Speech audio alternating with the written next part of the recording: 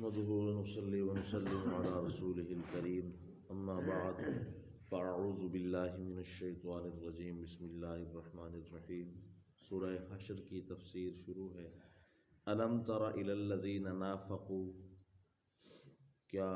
نہیں دیکھا آپ نے ان لوگوں کو جنہوں نے منافقت کی، یقولون لاخوانہم الذین کفروا من اہل الکتاب، کہا انہوں نے ان بھائیوں سے جنہوں نے کفر کیا اہل کتاب میں سے، لئن اخرجتم لنخرجن معکم، اگر تمہیں نکالا گیا تو ہم تمہارے ساتھ نکلیں گے، ولا نطیع فیکم احدا ابدا، اور نہیں اطاعت کریں گے کسی کی بھی کسی بات کے اندر بالکل، وان قوتلتم لننصرنکم، اور اگر تمہارے ساتھ جنگ ہوئی تو ہم تمہاری نصرت کریں گے، مدد کریں گے، واللہ یشہد انہم لکاذبون،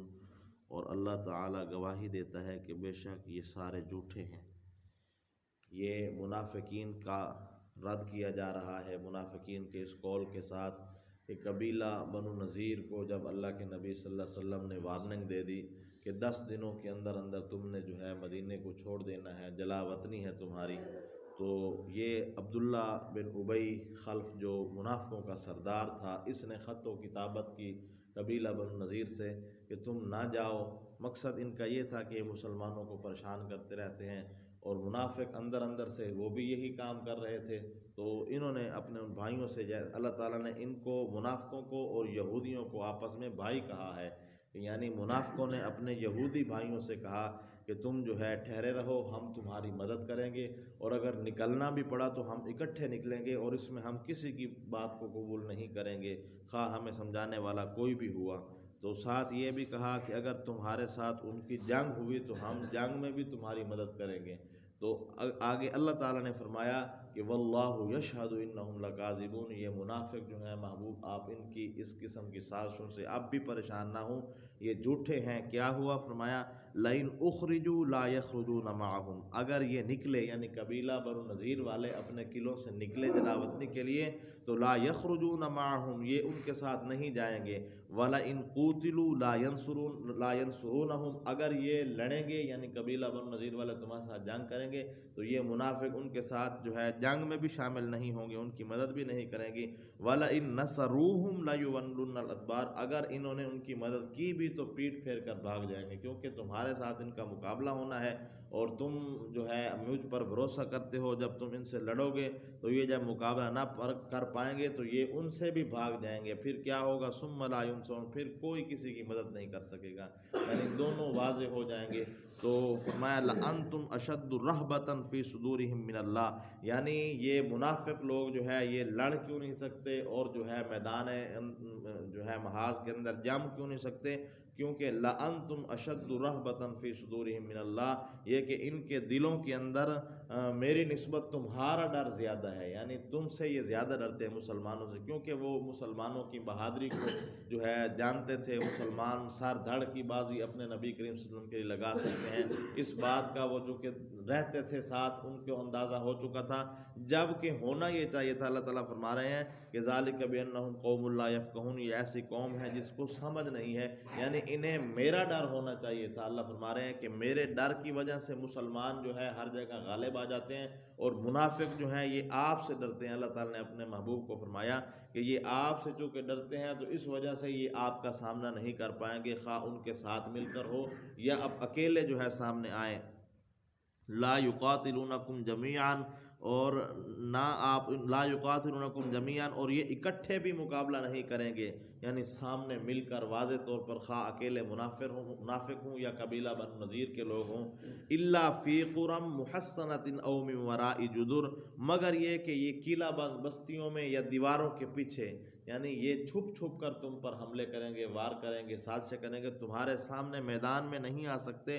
بأسہم بینہم شدید، باوجہ یہ کہ ان کے آپسی اختلافات کے، یعنی آپس کے اندر بھی ان کے اختلافات اتنے زیادہ ہیں کہ یہ مل کر سامنے نہیں آ سکتے، کیونکہ ہر ایک منافقوں میں دولت کا پجاری تھا، اور دولت کا پجاری کبھی دوسرے دولت مند کے ساتھ اکٹھا نہیں رہ سکتا، تو اس لیے فرمایا تحسبہم جمیعا، آپ تو ان کو گمان کرتے ہیں نا کہ یہ سارے ایک ہیں، اکٹھے ہیں، جبکہ فرمایا وقلوبہم شتیٰ، ان کے دل جو ہے وہ جدا جدا ہیں، دل ان کے علیحدہ علیحدہ، ہر ایک کی اپنی سوچ ہے، ہر ایک اپنا نفع چاہتا ہے۔ ذالک بانہم قوم لا یعقلون، بوجہ یہ کہ یہ لوگ عقل نہیں رکھتے۔ کمثل الذین من قبلہم قریبا ذاقوا وبال امرہم، مثال ان کی قریب ہی گزر چکی ہے جنہوں نے ایسی منافقت کی، کفر کیا، ذاقوا وبال امرہم، پس چکھا انہوں نے اپنے ان کیے کو، یعنی ان اپنے بد اعمالیوں کا بدلہ انہیں مل چکا۔ تو اس سے یا تو مراد قبیلہ بنو کین کا، انہی کی طرح ایک اور قبیلہ سازشی تھا جن کو قبیلہ بنو نذیر سے پہلے جلا وطن کیا گیا، یا اس سے مراد یعنی اللہ تعالیٰ نے جو مزہ چکھایا برے لوگوں کو، منافقوں کو، سازشیوں کو، وہ قریب ہی غزوہ بدر گزرا تھا۔ غزوہ بدر کے اندر بھی جو ہے منافقین مکہ کو اور قریشین جو ہے مکہ کو، سرداران مکہ کو بڑے جو ہے وہ پریشانی کا سامنا کرنا پڑا، بڑا جو ہے انہیں نقصان ہوا۔ تو اللہ تعالیٰ فرما رہے ہیں کہ انہیں یہ میری مثال بھی کافی ہے، اس کی وجہ سے بھی ان منافقوں پر روب پڑا ہوا ہے۔ وَلَهُمْ عَذَابٌ عَلِيمٌ، اور ان کے لیے دردناک عذاب ہے، یعنی دنیا میں بھی انہیں سزائیں ملتی رہیں گی اگر یہ باز نہ آئے، توبہ طیب نہ ہوئے منافقت سے، اور فرمایا آخرت میں بھی ان کے لیے بڑا دکھ دینے والا عذاب ہے۔ کمثل الشیطان اذ قال للانسان اکفر، اور مثل ان منافقوں کی شیطان کی طرح ہے، اذ قال للانسان اکفر، اس وقت کہ کہتا ہے شیطان انسان سے کفر کر، فلما کفر، پس جب وہ کفر کر لیتا ہے انسان، قال انی بریء منک انی اخاف اللہ رب العالمین، پھر کہتا ہے بے شک میں اس سے بری ہوں کیونکہ مجھے اللہ تعالیٰ کا خوف ہے جو عالم کو پالنے والا ہے، جو تمام جہانوں کو پالنے والا ہے۔ یعنی یہ جس طرح شیطان انسان سے گناہ کرواتا رہتا ہے، اور حشر والے دن دنیا میں بھی اللہ کے رسول نے بتا دیا کہ یہ تم سے حشر والے دن اپنا ہاتھ کھینچ لے گا اور ہاتھ کھڑے کر لے گا کہ میں نے ان سے کوئی گناہ نہیں کروایا۔ اور دنیا میں بھی جو ہے ہمیں ظاہری طور پر یہی محسوس ہوتا ہے کہ آج تک کسی انسان نے جو ہے نہ شیطان کو دیکھا ہے، نہ شیطان نے زبردستی اس سے کوئی گناہ کروایا ہے۔ یہ تو محض نفس کے اندر خواہشات پیدا کرتا ہے، اور ہمارا نفس جو ہے وہ بھی چونکہ سرکش ہے، اس کے اندر بھی فسق و فجور اللہ تعالیٰ نے رکھا ہے، تو اس لیے وہ اس کا جو ہے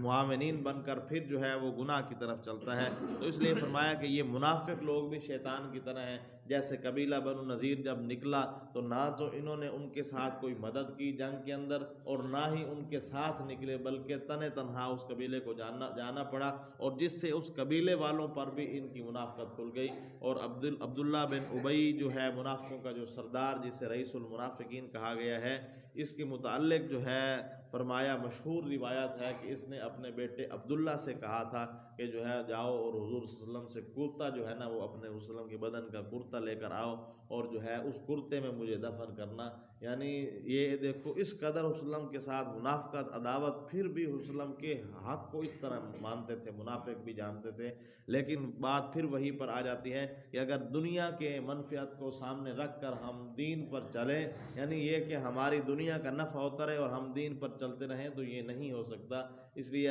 امام غزالی رحمۃ اللہ نے فرمایا کہ اکثر لوگ اپنے دین کو چاک کر کے اپنی دنیا کی چادر سیتے ہیں، لیکن نہ ان کا دین رہتا ہے نہ دنیا رہتی ہے، کیونکہ دین ایک علیحدہ چیز ہے، دنیا علیحدہ چیز ہے۔ تو اس لیے فرمایا فَكَانَ عَاقِبَتُهُمَا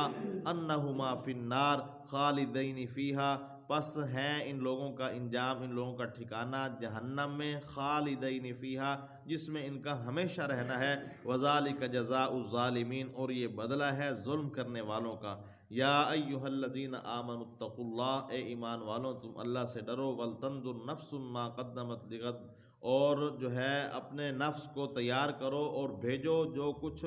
بھیجنا ہے کل کے لیے، واتقوا اللہ، اور اللہ سے ڈرو، ان اللہ خبیر بما تعملون، بے شک اللہ تعالی جاننے والا ہے جو کچھ تم کر رہے ہو۔ اس سے مراد آخرت کی طرف ہماری جو ہے وہ دھیان ہے۔ اللہ تعالیٰ فرما رہے ہیں ایک تو اپنے آپ کو موت کے لیے تیار رکھو، اور دوسرا یہ ہے کہ کل کے لیے جو ہے مراد اس سے آخرت کے لیے ہے سامان اکٹھا کرو، یعنی ایسے اعمال کرو جو تمہیں کل قیامت والے دن حشر کے میدان میں باعث خوشی ہوں۔ اور پھر فرمایا واتقوا اللہ، اللہ فرما رہے ہیں مجھ سے ڈرتے رہو، ان اللہ خبیر بما تعملون، میں تمہارے ہر امور کی، ہر کام کی خبر رکھنے والا ہوں۔ اس میں دو چیزیں سامنے آئی ہیں، زیادہ تر منافق کا ذکر آیا ہے۔ تو منافق وہ ہے کہ جس کا